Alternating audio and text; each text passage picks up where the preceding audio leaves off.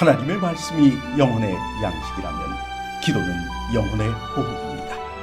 하루의 시작을 말씀과 기도로 연다면 우리의 영혼은 날로 건강해질 것입니다. 오늘은 열왕기하 17장 32절에서 33절의 말씀을 묵상하여 우리의 영혼을 살찌우고 기도로 하루를 시작함으로 활력을 얻고자 합니다. 그들이 또 여호와를 경외하여 자기 중에서 사람을 산당의 제사장으로 택하여 그 산당들에서 자기를 위하여 제사를 드리게 하니라. 이와 같이 그들이 여호와도 경외하고 또한 어디서부터 옮겨왔던지 그 민족의 풍속대로 자기의 신들도 섬겼더라. 각 민족마다 가지고 있는 고유한 문화란 어떻게 만들어졌을까요? 좀 역설적인 표현 같지만 민족적으로 혹은 지리적으로 떨어져 있으므로 발생한 문화적 고립이 서로 다른 삶의 방식과 언어 습관 그리고 생활 방식의 변화를 통해 형성됩니다. 하지만 교통수단과 미디어의 발전으로 각 민족 간의 활발한 교류가 일어나면 서로 섞여 서서히 닮아가거나 새로운 공통의 문화가 생겨납니다. 그럼 이런 배경 속에서 본문으로 돌아가 봅시다. 북방 이스라엘 왕국이 아수르, 즉 아시리아에 의해 멸망을 당했습니다. 그런데 아수르는 제국을 넓혀가는 과정에서 특이한 통치 방식을 사용했습니다. 그 방식이란 이주 정책을 통해 민족과 문화를 섞어버린 것입니다.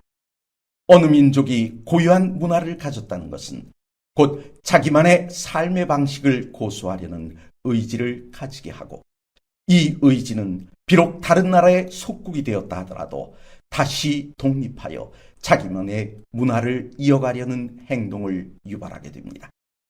그래서 대제국의 입장에서 보면 점령한 나라와 민족의 이러한 의지를 어떻게 다스리느냐 하는 것이 영토의 확장 못지않게 중요한 일이었습니다.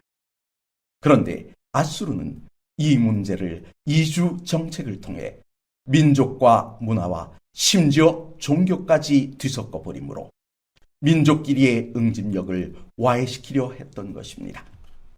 23절 이후의 말씀에는 멸망당한 사마리아 땅에서 발생한 일들이 기록되어 있습니다.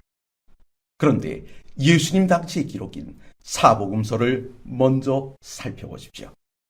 당시 유대인들은 사마리아인들을 이방인보다 더 멸시했습니다. 비록 그들 중 대부분은 야곱의 자손으로 한 민족이었지만 아수르에 의해 혼혈민족이 되어버렸기 때문입니다. 즉 민족이 섞이고 문화가 섞이고 종교가 섞여 정체성까지 모호해졌기 때문이란 사실입니다. 이 암울한 역사적 기록이 성경 속에 남아있는 이유는 무엇 때문일까요? 오늘을 살아가는 우리를 위해서입니다. 우리는 세계화라는 미명 아래 엄청난 문화의 공유 현상을 경험하고 있습니다. 이러한 현상은 내 것만을 고집하던 아집에서 벗어나 다른 문화에 대한 너그러운 마음을 만들어 주었습니다. 하지만 이와 같은 사회적 현상은 오늘 우리도 하나님을 섬길 수 있는 기회를 주었지만 한편으로는 진리를 고수하고자 하는 의지를 약화시켜 버리므로 말씀에 순종하는 신앙 대신 핑계가 많은 신앙으로 변하게 하고 있다는 것입니다. 말씀과 기도로 하루를 시작하려 하시는 성도 여러분, 여러분의 첫 믿음, 하나님을 향한 첫 사랑은 아직도 변함이 없으십니까? 우리를 향해 변함없는 사랑을 주시는 하늘 아버지 앞에 하나님의 자녀다운 모습을 간직하심으로 우리에 대한 사랑에 사랑으로 대답하시는 귀한 아침이 되시길 간절히 바랍니다.